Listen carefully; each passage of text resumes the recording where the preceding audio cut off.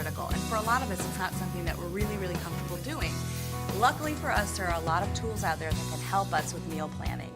Facts Up Front, for example, has a recipe database that can be used to find recipes that you and your family like, that are easy to prepare. Recipes online for your family are a great way to start if you have some inspiration in your pantry and you're looking for something else to fill out for the meal. If you go to the Facts Up Front site, there's great recipes. I like to look in the pantry first and find a recipe using something that I've already got on hand. It's really easy today to make those healthful swaps.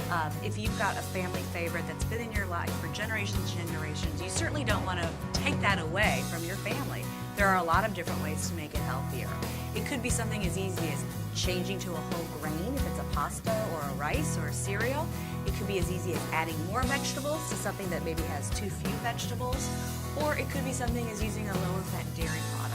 But it is simple to do. It takes a little bit of research, but luckily there's plenty of tools out there to help. When you start out with either ground turkey or you have chicken or you have lettuce that you want to turn into a meal and you have that combination of fresh with packaged goods, whether it's a reduced fat cheese or you have something that makes that combination a little bit easier. Top 3 tips for planning healthy meals would be to start with filling your plate half full of fruits and vegetables. And most people don't realize that includes fresh, canned, frozen, and dried. So if you have that variety at home, you will always have fruits and vegetables available. And then always having a variety of food groups. And I like to say for meal planning, at least 3 of the 5 food groups, and for snacks, 2 out of 5 food groups. Makes it really easy. For portion sizes for people, there's some really easy things. If you have a baked potato, it's the size of a computer mouse. If you're looking for a meat portion, it's about the size of a deck of cards or the palm of your hand. So there's some really easy ways for people to keep that in mind and make sure that their portions are kept in check for what they need. I always say it's never too early to get your child into the kitchen. I can tell you from my personal experience, my son was in the kitchen with me as early as 14 months.